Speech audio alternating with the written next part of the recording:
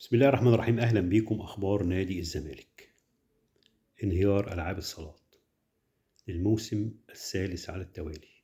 طب يا جماعة، أول موسم ماشي، قلنا المجلس لسه جاي بيدرس بيشوف بيحل مشاكل، أوكي مفيش أي مشاكل. طب الموسم التاني، طب الموسم التالت، هل معقول نادي الزمالك ألعاب الصالات، الكوماندوز، اليد، السلة، الطايرة، البطولات الكتيرة اللي كان بتحقق تفوق على النادي الأهلي، إيه اللي حصل؟ هل مجلس الإدارة ما قدرش بعد الموسم الأولاني يشوف إيه الخطأ فين؟ يشوف المشكلة فين؟ مدربين بتيجي وتروح، مدربين أجانب، تعاقد مع لاعبين، فلوس بتتصرف.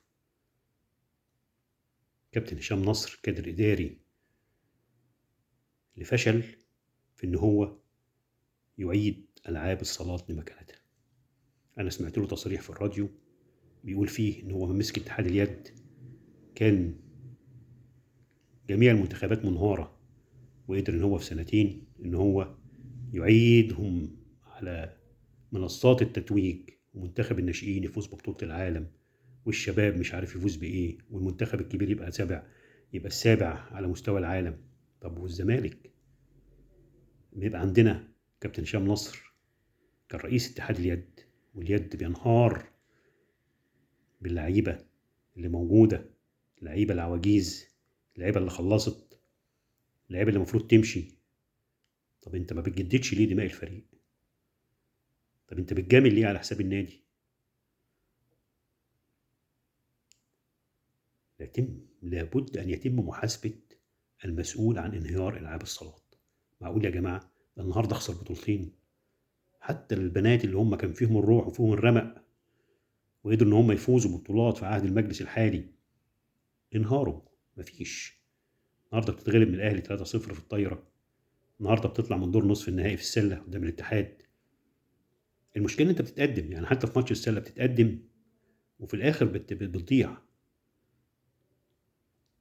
مين اللي يحاسب على المشاريب زي ما بيقولوا؟ مين اللي يحاسب مجلس الإدارة؟ احنا كنا بنتباهى اليد ده لما كان بيقابل الزمالك، لما كان بيقابل الاهلي كنا بنراهن هيغلبوا كام. دلوقتي خلاص انت بقيت زيك زي اي فرقه تانية عاديه. والمشكله انت بتجيب مدربين اجانب وبتمشيهم وبياخدوا فلوس، وبتجيب لعيبه وتمشيهم وبياخدوا فلوس. ايه اللي بيحصل؟ لابد من محاسبه المسؤول، لابد من محاسبه المسؤول. الواحد مش عارف يقول ايه بصراحه.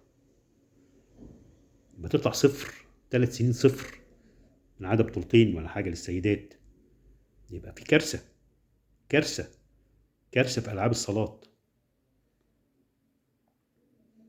فين الساده المشرفين؟ اخ رامي نصوحي، اخ محمد طارق، اخت نيره الاحمر، كابتن حسين لبيب، كابتن هشام نصر. الناس دي فين؟ المشكله فين؟ ايه اللي حصل؟ هل هي مشكله مستحقات ماليه، لعيبه متاخره اللعيبه؟ هل هي مشكله اجهزه فنيه؟ هل هي مشكله اداريه؟ جمهور الزمالك اللي بيدفع الفاتوره، اللي بيدفع الثمن، بيدفع حرق الدم، بيتحرق دمه.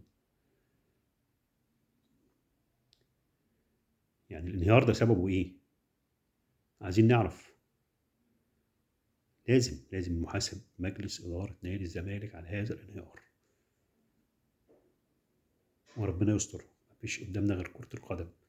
النهارده فازوا على الشرقية الدخان 5-0، واطمنا على ان في لعيبه رجعت. محمد عواد النهارده او حارس المرمى، محمود جهاد رجع، عمر جابر، في ناشئين، ايمن امير عبد العزيز، يوسف الفرنساوي، عمرو ناصر، كل دول رجعوا.